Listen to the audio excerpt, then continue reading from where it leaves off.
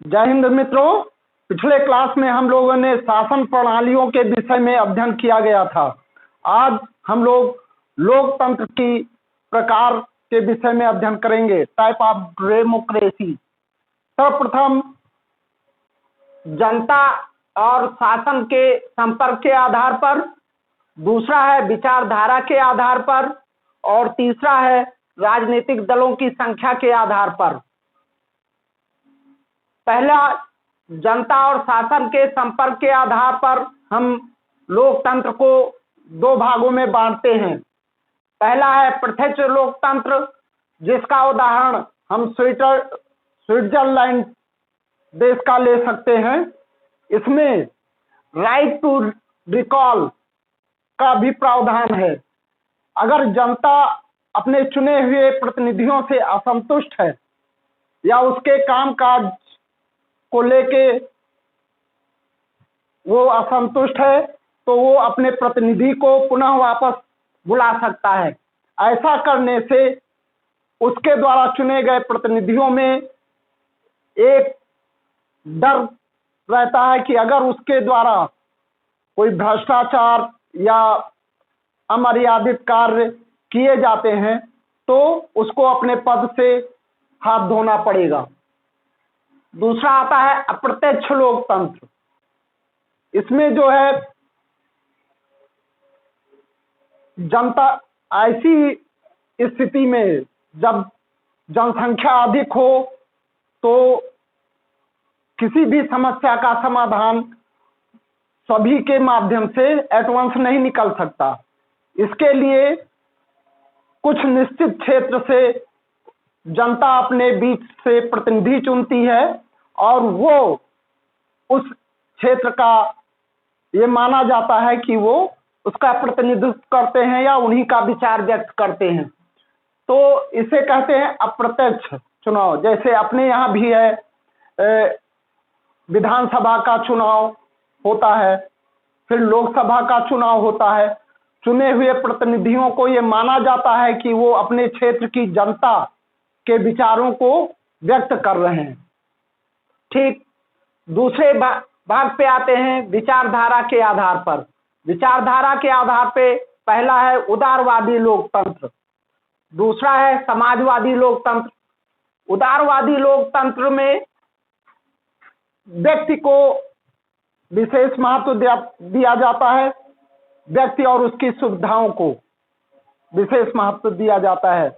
आजकल पश्चिमी देशों में जर्मनी, फ्रांस, अमेरिका जैसे मानव अधिकार पे चर्चा हो जाती है या अन्य किसी राइट पे विचार किया जाता है। तो ऐसे जो व्यक्ति और उसकी स्वतंत्रता को महत्वपूर्ण मानती है, यह प्रणाली अमेरिका, ऑस्ट्रेलिया, ब्रिटेन, इटली आदि ऐसे पश्चिमी देशों में लागू है। समाजवादी लोकतंत्र, इसमें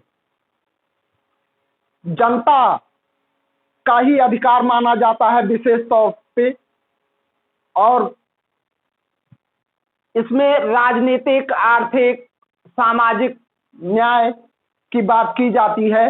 लोक कल्याण की भावना को विकसित किया जाता है और उसी के आधार पर शासन सरकारें चलाती हैं। हमारे भारत के संविधान में भी, हमारे भारत के संविधान में की प्रस्तावना में भी इसका उल्लेख है। फिर आते हैं, तीसरा है राजनीतिक दलों की संख्या के आधार पर एक दलीय लोकतंत्र। एक दलीय लोकतंत्र में साम्यवादी देशों में जो है ये विशेष रूप से है। जैसे कि हम पूर्व सोवियत संघ का उदाहरण ले सकते हैं।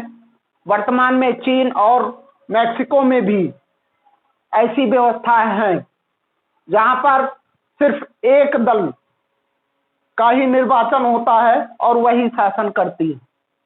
द्विदलीय लोकतंत्र, दो दलीय लोकतंत्र में हम देख सकते हैं, ब्रिटेन का उदाहरण ले सकते हैं जहां पर लेबर पार्टी और कंजर्वेटिव पार्टी, इन्हीं दोनों में सत्ताएं बदलती रहती हैं। अमेरिका का ले सकते हैं तो वहां भी दो पार्टियां विशेष रूप से हैं, एक तो डेमोक्रेटिक पार्टी, दूसरा है रिपब्लिक पार्टी, और जनता द्वारा इन्हीं दोनों में से चुने जाते हैं। तीसरा आते हैं बहुदलीय लोकतंत्र। बहुदलीय लोकतंत्र में स्वीडन है, नॉर्वे है, फ्रांस है, भारत में भी बहुदलीय प्रणाली है, और इसमें तमाम चूंकि विभिन्नताएं अनेकता में एकता का रूप भारत में देखा जाता है। भारत में क्षेत्रीय समस्याओं को लेकर क्षेत्रीय दल बनते हैं, भाषाओं के आधार पे भी दल बनते हैं। इस तरीके से क्षेत्र, भाषा, इन सब का प्रतिनिधित्व देने वाले छोटे छोटे अनेक दल हैं, लेकिन इन दलों का हमारे देश में भी गठबंधन होता है। अनेक छोटे छोटे दल मिलकर दो भागों में वर्तमान में देखा जाए तो बंटते नजर आ रहे हैं। वर्तमान भारत की राजनीति पे अगर नजर डालें तो विशेषतः दो ही गठबंधनों में राजनीति कार्य कर रही है।